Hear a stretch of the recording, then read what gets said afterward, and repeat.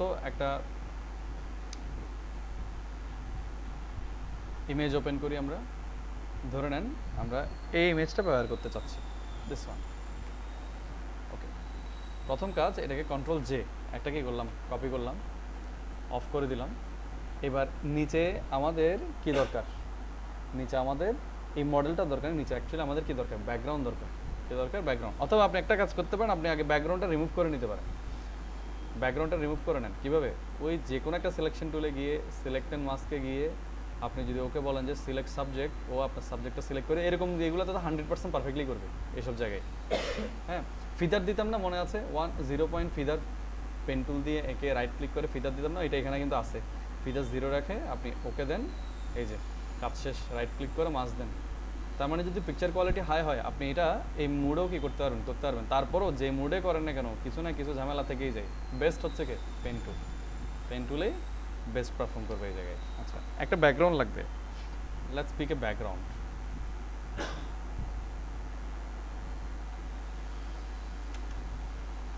তো আমরা একটা ব্যাকগ্রাউন্ড এনে এটার উপর দিলাম, বড় করলাম, এবং এটা কোথায় রেখে দিব, পিছনে রেখে দিলাম। তাহলে একটা ব্যাকগ্রাউন্ডও এসে গেল জিনিসটা। ব্যাকগ্রাউন্ডের অপাসিটি কমাই দিলে কিন্তু হোয়াইটের সাথে মিশে যাবে, তো সাবধান। ডাইরেক্ট ব্যাকগ্রাউন্ডের কখনো অপাসিটি কি কমানো যাবে না, কারণ পিছন থেকে ব্ল্যাঙ্ক পিক্সেল দেখা যাবে। যদি কমাইতে হয় আপনি আগে অ্যাডজাস্টমেন্ট থেকে একটা কালার দিয়ে দেন। আপনি বলেন ভাই আমার ব্ল্যাক কালার লাগবে, আগে ব্ল্যাক দেন, ব্ল্যাকটা ব্যাকগ্রাউন্ডের নিচে পাঠান, তারপর গিয়ে ব্যাকগ্রাউন্ডের কালারটা আপনি আস্তে আস্তে কমাইলে সেটা ব্ল্যাকের সাথে কী হবে, মিশবে। খেয়াল করছেন? যদি আপনি কিছু না দেন, ডাইরেক্ট কি দেখা যাবে, ওই ব্ল্যাঙ্ক দেখা যাবে সব। এটাতে মাথা ক্লিয়ার করে কাজ করবেন এই জায়গায়। আচ্ছা, এখন আসতেছে হচ্ছে কার কাজ, লেখালেখির কাজ। মডেল যেটা কন্ট্রোল জে, মডেলটা অবশ্যই দুইটা কপি করব, নিচেরটা অফ করে দিব, উপরেরটাতে আমাদের কাজ হবে। এবার আসেন লেখালেখিটা দেখি আমরা।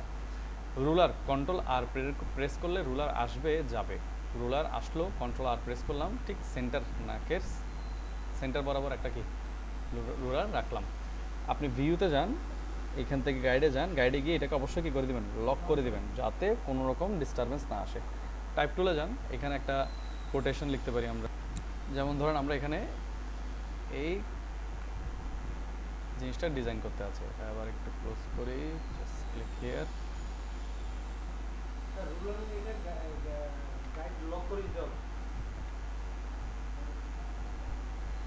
ধরেন যে এটা হচ্ছে লেখা, এটাকে এবার আমরা সুন্দর করে কী করব, এটার উপর সেট করব।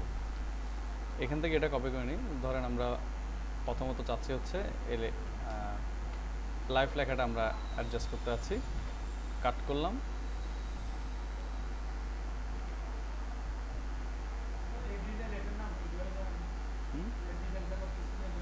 এটা সব কিছুর নাম নাই, এটা হচ্ছে আপনার টেকনিক মানে বিভিন্ন টেকনিক শিখতেছি আমরা।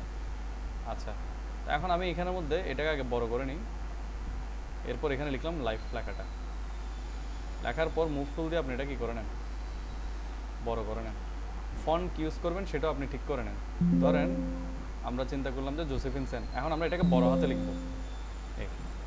এটা কী করে দেবো, এখান থেকে বড় হাতের অক্ষরে কনভার্ট করে দেবো। এই যে ক্লিক করে দিলাম। আমরা চাচ্ছি প্রথমত লেখাটা কোথায় আসুক, এখানে আসুক। লাইফ লেখাটা এখান থেকে দেখা যায়। লেখা যত বড় হবে সেটা দেখতে তত সুন্দর হবে। তো আমরা এখান থেকে অ্যাকচুয়ালি 100-তে যাইতে পারি, 100 ব্ল্যাক, এটা ইউজ করা যেতে পারে।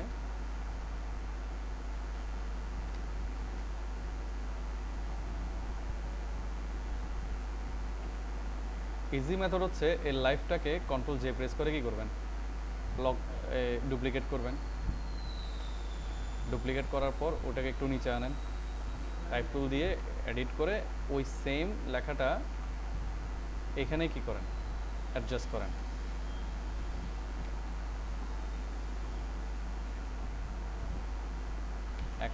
একশো থেকে ইউজ করলাম আমরা ব্ল্যাক, বড় হাতের করে কনভার্ট করে দিলাম।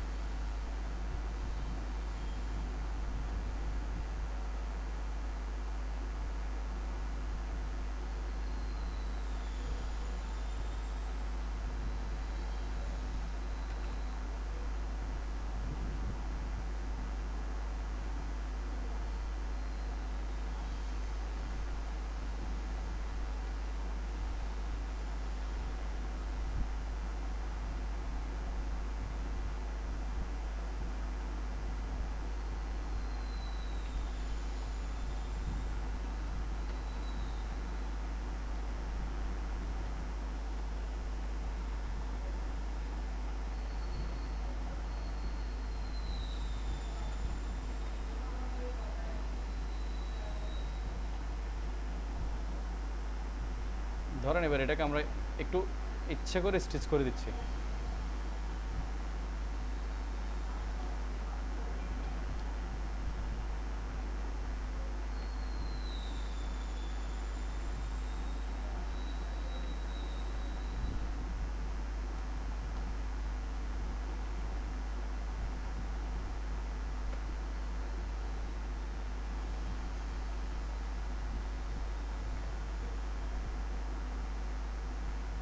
এটাকে পুরোটা এখানে রেখে দিব।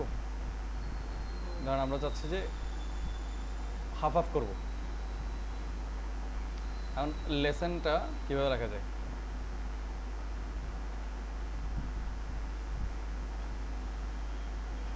যেমন আমরা যে ছবিটা দেখতেছিলাম ওখানে খেয়াল করে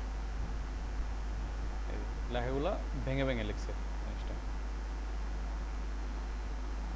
টাইপ টুলে গেলাম, এভাবে হাফ হাফ করে দিই।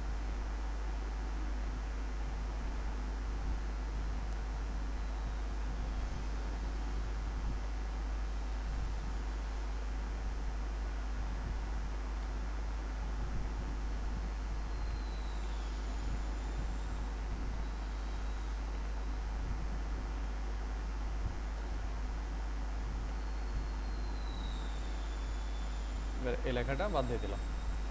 সবগুলো টেক্সটকে এবার একই সাথে রাইট ক্লিক করে কি করতে হবে? প্রথমে রাস্টারাইজ টাইপ মানে এক্সপ্যান্ড করতে হবে। তারপর রাইট ক্লিক করে মার্জ লেয়ার করে কয়টা করে ফেলতে হবে? একটা করে ফেলতে হবে। এখন আমি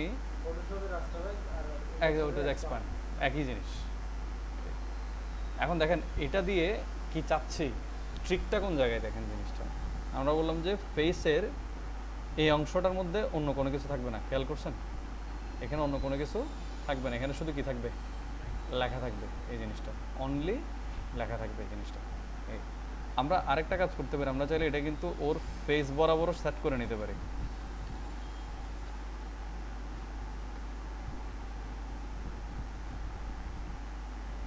যেমন যে আমাদের প্ল্যানটা হচ্ছে এরকম, এটা অনলি ওর ফেসে থাকবে। আমরা আমাদের মডেল যেটা আছে মডেলেরও শুধু কি চাচ্ছি? ফেস চাচ্ছি। কীভাবে করা যায়? আহামরি কিছু না, পেন টুলে গেলাম, পাতে গেলাম, যেটুকু ওর ফেস শুধু ওইটুকু কি করতে পারি? আমরা ট্রেস করে নিতে পারি না?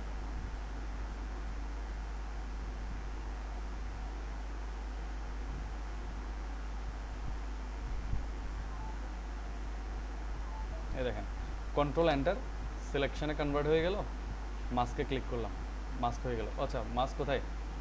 মডেলে মাস্ক করলাম, মাস্ক হয়ে গেল। রাইট ক্লিক করলাম, কী করলাম? অ্যাপ্লাই করলাম। লেখা এবং পিকচার দুটোকে একই সাথে আমরা এখন কি করতে পারি? চাইলে বড় করতে পারি। হতে পারে না এভাবে? ইটস গুড, জাস্ট টেকনিকটার জন্য এভাবে করতেছি। এই যে মডেল যেটা আছে কন্ট্রোল জে, কপি করলাম। এখন খেয়াল করেন প্ল্যান কি? প্ল্যান হচ্ছে মডেলের একটা পাশে শুধু কি লাগবে? আমার এই এলিমেন্টটা লাগবে অনলি এক পাশে।